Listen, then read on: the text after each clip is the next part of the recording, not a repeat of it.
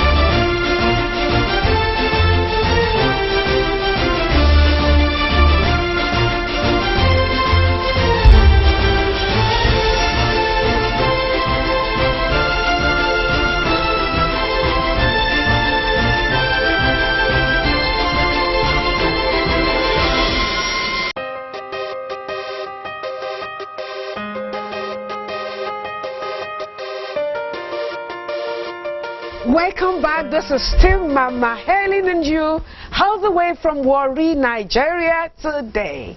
Are you enjoying yourself? Yes, safety is key. And the need for us to always strive to making sure that we're safe at home and wherever we find ourselves. Our guests have been dealing on those things that could become very hazardous if we're not careful concerning them. But there is an aspect to this as well that I want us to look at, and that this has to do with what we call first aid. Okay, many times we have a little cut here and there, and we tend to take, I mean, we look at them as if, well, it will dry up in a moment and all that. You are a doctor. Help us. Well, first aid is your immediate action to any injury.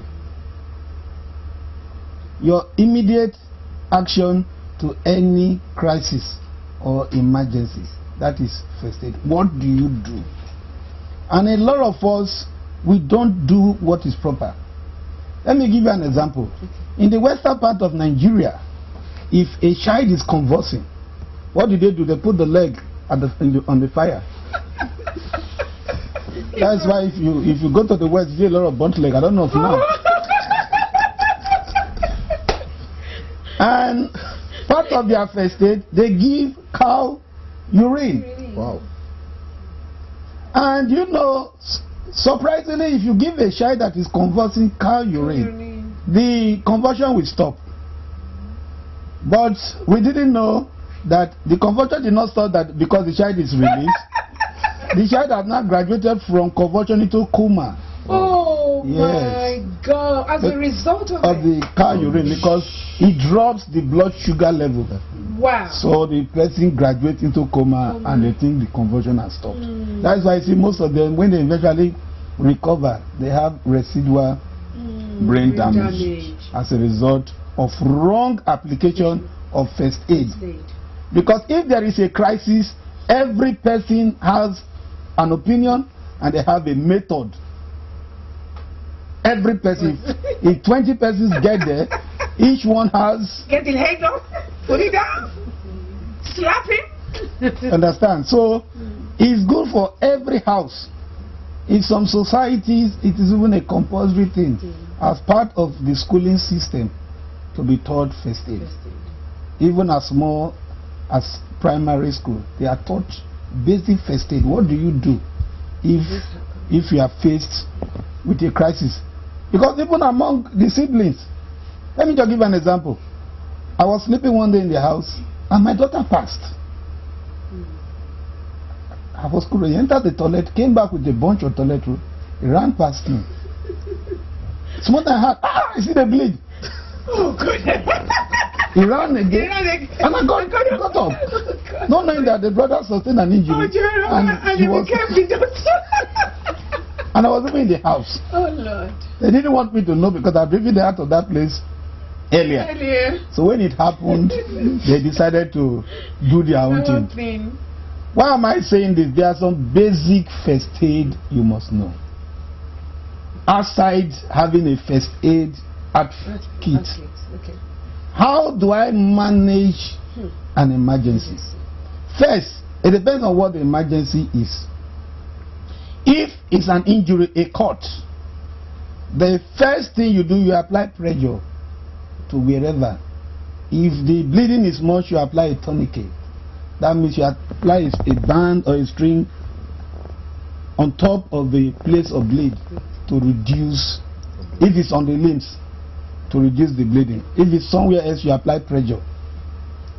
You have something like a bandage, you clip it very tightly to the place of injury while you seek immediate medical attention. That's why they call it first aid, not treatment. You are not expected to treat. You attend to the person so that during the process of transferring to a medical center, there is not worse damage. If it's a broken limb, like a child that falls, you should know how to apply a splint. Because that can be life-threatening. Like a child that falls and injures the head, and you don't immobilize the head, maybe it affects the spinal cord. In the process of transfer, there can be permanent damage. So it is advisable that parents should expose themselves to basic first aid technique. Even all adults should be able to. If it is hot water burns, which is very common, please, the first and the most important thing you do, remove from the source of injury, then put cold water. Some people that learned little chemistry will say, okay, if it is acid bond, you add what? Salt. Understand? But flush with a lot of water to dilute whatever is the chemical, whatever component.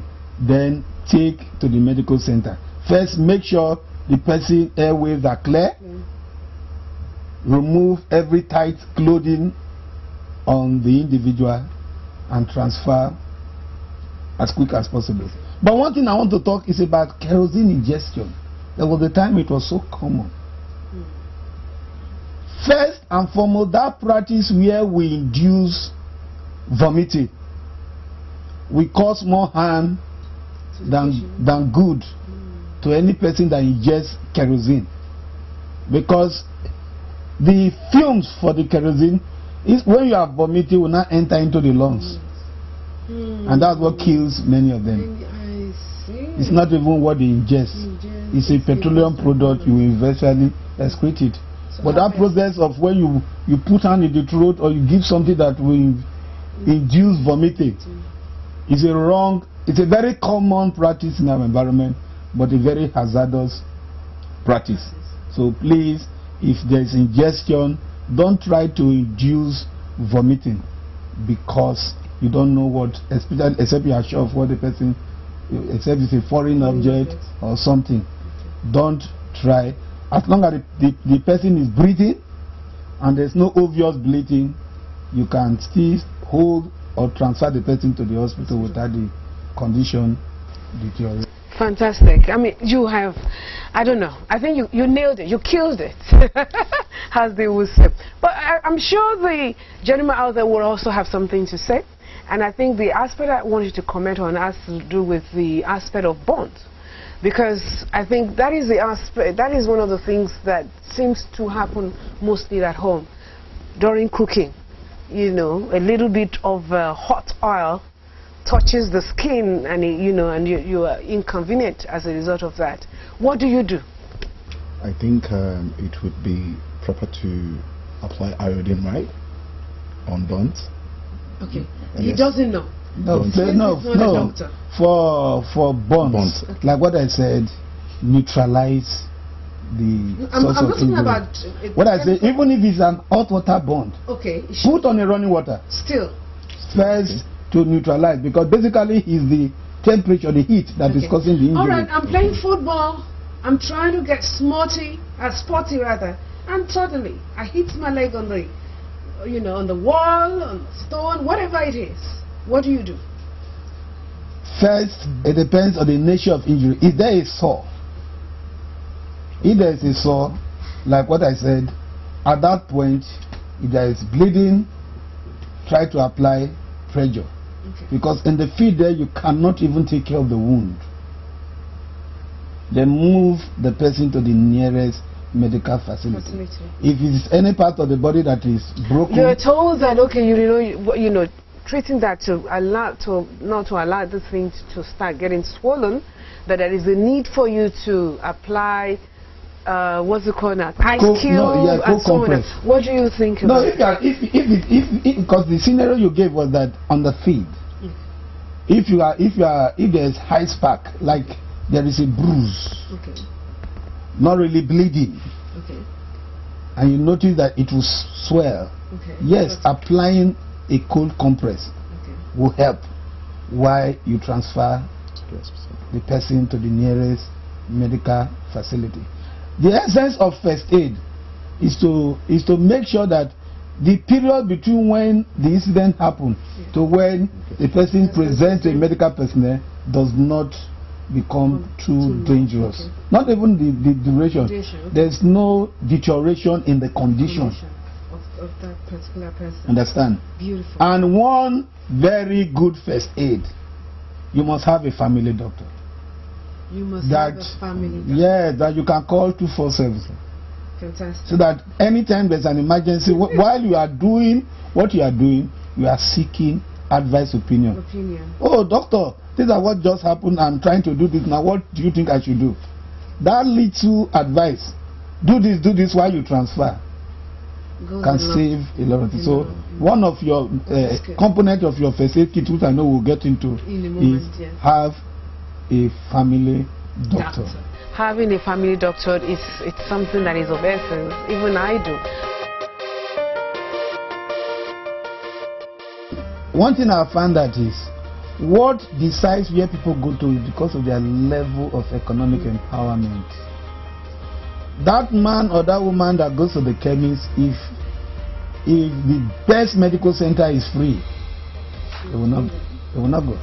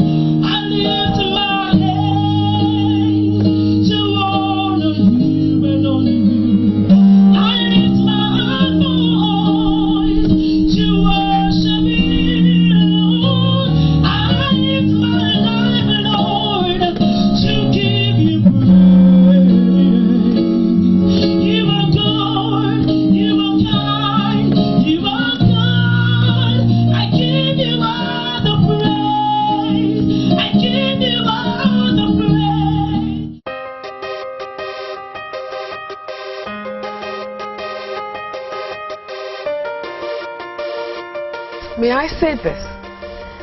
To allow for participation, okay, even though you're not a medical personnel, when you got injured at any time in your life, what did you do? And what kind of injury was it? Okay, I've actually stepped on a nail once. Okay. And like he mentioned, he said in the north they actually use cow urine. No, in the west. In the west, okay. Okay, sorry. In my own case, I think I had a grandma then who used they applied hot knife on the fire, and they used this oil. Okay. They will apply the oil on your leg, and they will use the hot knife from the fire to touch. To touch it? Yes. So. And it gets roasted. Did you? Okay, I've had that a couple of times way back then, but now I wouldn't advise that for anyone. I would advise. Maybe we should ask a medical doctor. What does he think about that? Because it's a common. Yes. It's very common. In my own case, in those days when we have injury, we put sand. Oh my God! To cover it, to cover the bleeding. Oh my sand. God, sand. That's why you find out that in those days people have a lot of tetanus. Luckily, because of the immunization that's going on, people are more enlightened. You hardly see tetanus. Before you go to the hospital, everywhere is tetanus. Because of wrong application of first aid. People do a lot of things. They advise you on a lot of things. I've seen people that have burns. Also, they have raw egg. They pick up leaves. Oh, they will put raw egg on the body. They put leaves and different things. Please put running clean water. If it's a chemical, it will dilute it. If it's heat cause, it will reduce the temperature. Or whatever it is. At least remove as much of the injurious agent from the person. Fantastic. Remove as much. Now, in rounding up, I'm sure a lot of people want to say, okay, what are the things that I need to have at home just in case my child sustains bruises or something or the other, or maybe gets injured? You know, what are those things that you need to have in your first aid box, as it were? First aid box is what you have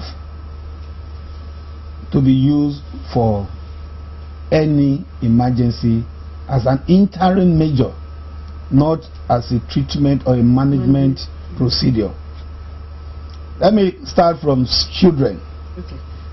The number one problem in Nigeria is malaria, which is the number one cause of fever till now. Not even Ebola yet. So, and there's something that is very common in home, that is the crisis that people cannot manage, is febrile convulsion. Children that convulse is common, and it is one of the most mismanaged medical crises in the home.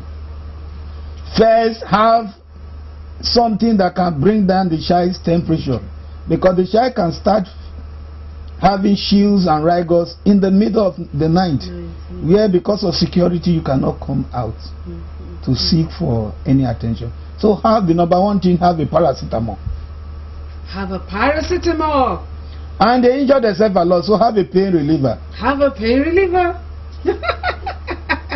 Then you have things that you can use to manage minor injuries, like cotton wool, antiseptic solution,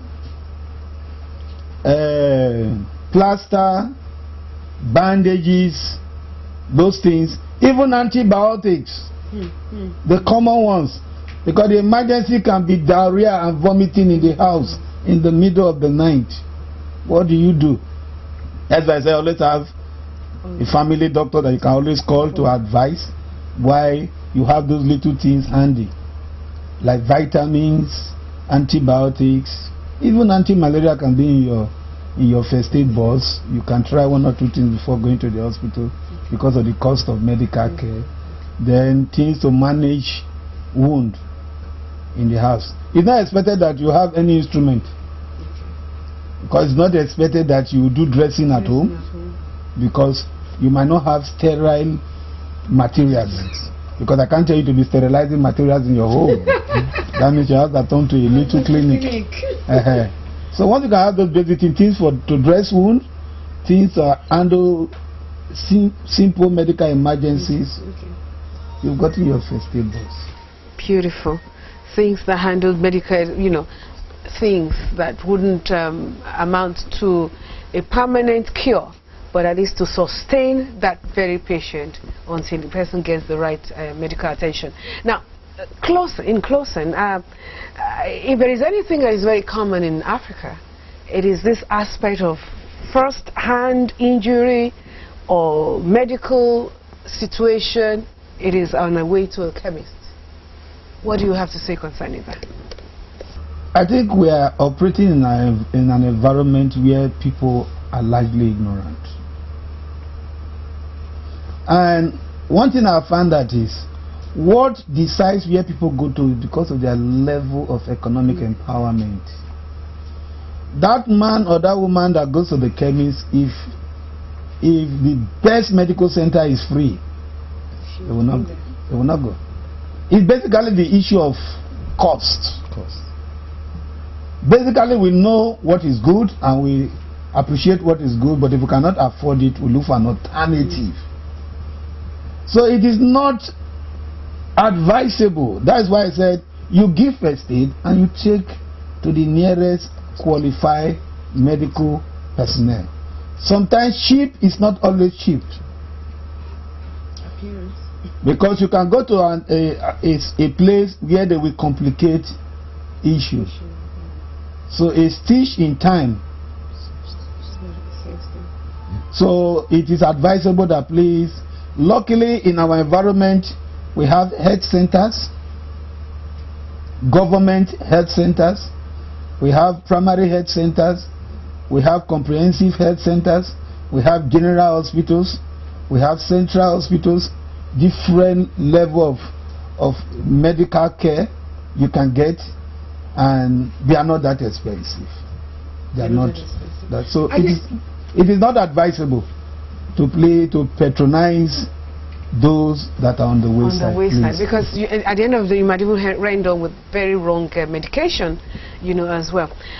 Dr. Horu, and then of course the gentleman here, thank you so very much indeed. I'm sure audience, wherever you are watching, you would agree with me that we've been taught on the need to keep ourselves safe, and safety starts from before we round up, let me just mention this. Okay. Please, the use of when you have spilled water in the house, especially in place where now all of us are now becoming sophisticated, there is ties everywhere.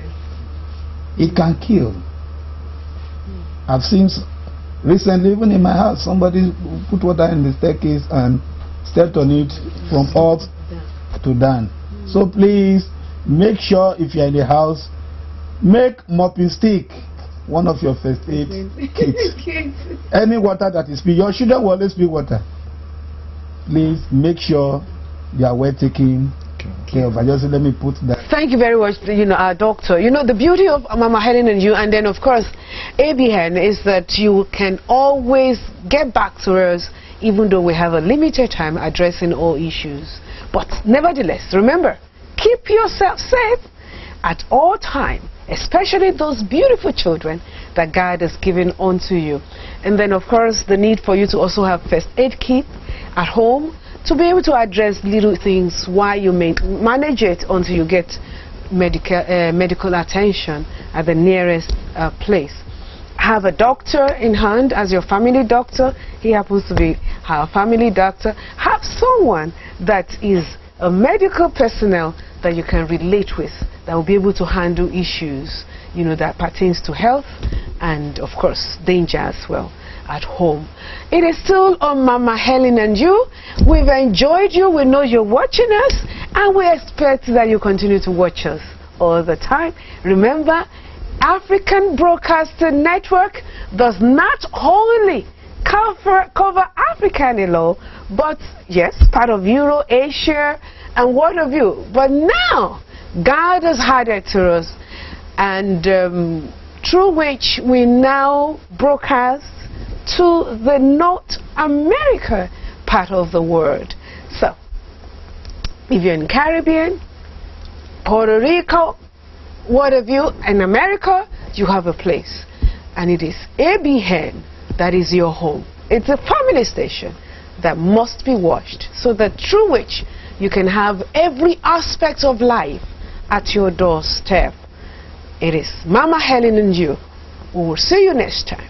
And never stop watching ABN. Thank you for being with us today. God bless you.